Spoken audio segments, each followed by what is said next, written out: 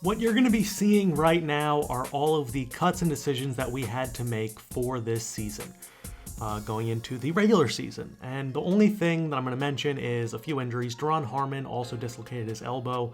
He'll miss a little bit of time. He was our rotational coverage safety to alternate with Kenny Vaccaro, so he can be a little bit more free in the run game moving forward. But either way, I'll list all of the cuts that we made in the description below. That way you guys don't need to watch, you guys can listen. I mean, like, you can watch, but if you missed anything from watching, then I can kind of outline it for you. But let's talk about the team as a whole. So we covered the prospect spotlights, and we covered the team spotlights for the preseason. And the way that this team is coming together is, well, I think we have a lot going for us positively. Taking a look at the overall scheme for the franchise, we have a lot of really young players, and we brought on Frank Carter, like I said in the offense video, to be our receiving back, and Trayvon Kraft is going to be a really nice addition for us at the same time. So while we do bring in 2 extra players, we do have to make tough cuts, and guys like TommyLee Lewis, not even worth being on the practice squad at this point, really just kind of outlines where we're at as an organization right now. We have a lot of really talented players on this team, but we have a lot of room to grow. Losing D'Adrian Vick sucks because he was going to be a really good quality return man for us, but that means that Adam Humphries really is going to be able to fulfill the role that we expected from him. In terms of offensive playmakers, it's going to be Rakeem Blackman. He's the guy that we're going to rely on. Mark Ingram, when he comes back, will have to do his part as a receiving back. But after that, we have some wild cards in Daniel Lasco and then Frank Carter. At receiver, Kent Clemens is a huge factor for this team. Chris Manhertz and Josh Hill both will be good receiving weapons, as will DeMarcus Edens if he does see some time during the regular season. But it's really up to Michael Thomas and Willie Snead as, I guess, the 2 veterans on campus to carry the load, and Jaron Brown to be a quality 4th wide receiver, kind of fulfill that Mohamed Sanu role that he had in Cincinnati. Kent Clemens is going to be starting for us at wide receiver, and that means that he has big shoes to fill because Brandin Cooks was extremely productive. On the defensive side of the ball, Dominique Easley is going to get a lot of playing time. He is going to be our starting defensive end opposite Cameron Jordan. And I think the most important factor is that Paul Kruger is going to be our situational pass rusher. So he's still going to see a lot of snaps. He's going to be in on our dime packages and some of our nickel packages.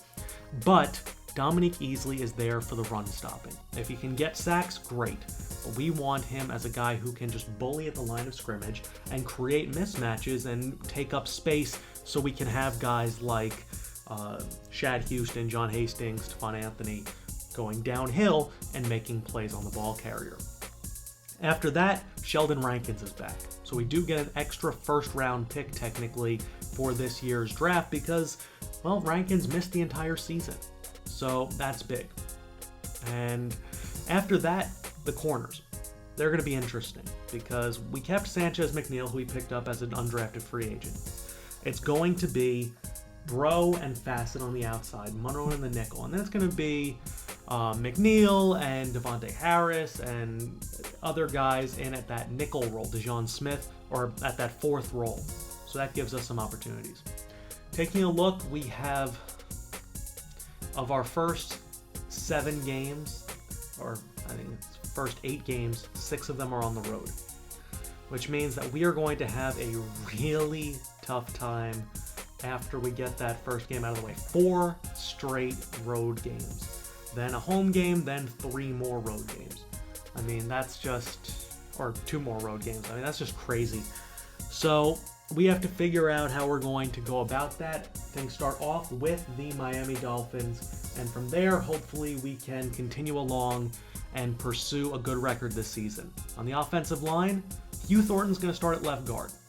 Unger's going to be the center. Stu Vance is going to start at right guard over Kraft and over Andres Pete. And Strief is going to remain at right tackle.